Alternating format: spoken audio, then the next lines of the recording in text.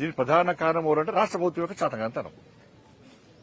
ఇప్పుడు మహా టీవీ మీద దాడి చేసినప్పుడు ఈ రాష్ట్ర ప్రభుత్వం కఠినంగా వివరిస్తే, ఆ గుండాలను కఠినంగా శిక్షిస్తే ఈ పరిస్థితులు ఉత్పన్నం కావు. ఎందుకు తీసుకోరంటే వీళ్ళు వాళ్ళు ఒకటే, బీఆర్ఎస్ కాంగ్రెస్ ఒకటే. నువ్వు కొట్టినట్టు నేను ఏడ్చినట్టు చేస్తా అన్నటువంటి ఆలోచనతో వీళ్ళిద్దరున్నారు. మహా టీవీ మీద దాడి చేసినటువంటి నిందితులను మాత్రంగా రిమాండ్ చేసిండు, ఏదో కథం బెయిల్ ఇచ్చిండు, కథం పంపించారు. బెయిల్ ఇచ్చే ఆస్కారం కావాలని రాష్ట్ర ప్రభుత్వం ఇచ్చింది.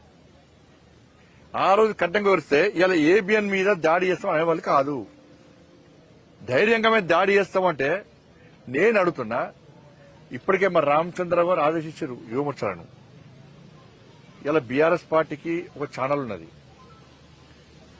ఇలా ఏబిఎన్ మీద మీరు దాడి చేసి చూపట్టండి, ఏబిఎన్ మీద దాడి చేసి చూపట్టండి. చుక్కలు చుక్కలు చూపడతారు మా వాళ్ళు యువమోర్చా కార్యకర్తలు రెడీ ఉన్నారు.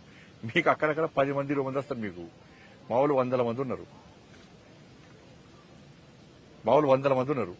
ఏబిఎన్ కాదు, ఏ ఛానల్ మీద దాడి చేసే ప్రయత్నం చేసినా బీఆర్ఎస్ లకు భారతీయ జనతా పార్టీ చుక్కలు చూపడుతున్న విషయాన్ని బీఆర్ఎస్ పార్టీ గుర్తుంచుకోండి. నీ గుండాయిజం, నీ అయ్య గుండాయిజం ఈ తెలంగాణ రాష్ట్రం నడువు రాసిపెట్టుకోవడం. ఇంకా నీ అయ్య జాగిరి, నీ జాగిరి ఉందని చెప్పి ఉవ్విలుడుతున్నారు. ఇంకా అహంకారంతో మాడుతున్నారు. మొన్న కేసీఆర్ కొడుకు చూస్తే బీజేపీ వాడు, కాంగ్రెస్ వాడు, కాంగ్రెస్ వాళ్ళు పడతారు, మీరు వాళ్ళు కూడా పడతారు.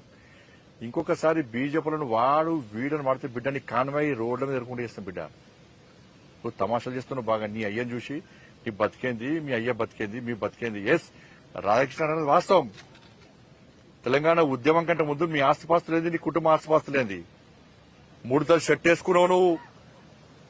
నీ కుటుంబం అంతా 3 తల షర్టు కింద రబ్బర్ చెప్పులు వేసుకుంటారు. మీరు ఫోటో చూపడతా. ఇవాళ మీ 1000 కోట్ల ఆస్తులు ఎక్కడి నుంచి వచ్చినాయి? 1000 కోట్ల ఆస్తులు ఎక్కడి నుంచి వచ్చినాయి నీకు? నువ్వు కేసీఆర్ కుటుంబం ఎన్ని లాంటి దెబ్బలు తిన్నది తెలంగాణ ఉద్యమంలో? ఎన్ని కేసులున్నా మీ మీద, ఎన్నిసార్లు జైలుకు పోయిన మీరు, మీ కుటుంబం.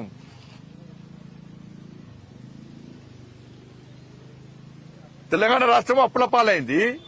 కేసీఆర్ కుటుంబము 1000 కోట్లు సంపాదించారు. ఇవాళ దుబాయ్ లో, మస్కట్ లో, అమెరికాలో మొత్తం పొట్టు వ్యాపారాలు చేస్తున్నారు. ఎక్కడ చేస్తే మీకు పైసలు చెప్పండి? వ్యాపారాలు చేసిరా? ఇలా ఉద్యమ సమయంలో ఈ కేసీఆర్ అనే వ్యక్తి ప్రచారార్థం లోన్ తీసుకుంటే, లోన్ కట్టకుంటే ఈయన మెడల్ బట్టి కింద దించి ప్రచారార్థం కూడా కూర్చుకపోయారు. ఈయన లోన్ తీసుకొని వెహికల్ కొనుక్కుంటే, ఫైనాన్స్ పైసలు కట్టకుంటే ఫైనాన్స్ కూడా వచ్చి ఈయన మెడల్ బట్టి దించి ఆయన కారు కూడా గుంజుకపోయారు. ఫైనాన్స్ పైసలు కట్టలేని స్థితిలో ఉన్న కేసీఆర్ కుటుంబం ఇలా ఇన్ని 1000 కోట్ల రూపాయలు ఎక్కడి నుంచి వచ్చినాయి? నా కొడుకన్నా ఒక కాస్ట్లీ షర్ట్ వేసుకుంటే ఈ లుచ్చాగాళ్ళు, ఈ ఫాల్తీగాళ్ళు సోషల్ మీడియా పెట్టి ట్రోల్ చేసినా. కేసీఆర్ కొడుకు ఎవరితో కొట్లాడుతాడో తెలుసా మీకు? కేసీఆర్ కొడుకు మా కొడుకుతో కొట్లాడతాడు. కేసీఆర్ కొడుకు నా కొడుకుతో కొట్లాడతాడన్న. మన స్థాయి గది అనే స్థాయి. కేసీఆర్ కొడుకు స్థాయి గది.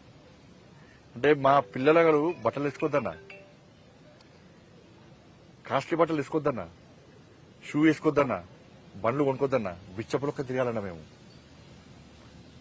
మా పిల్లలు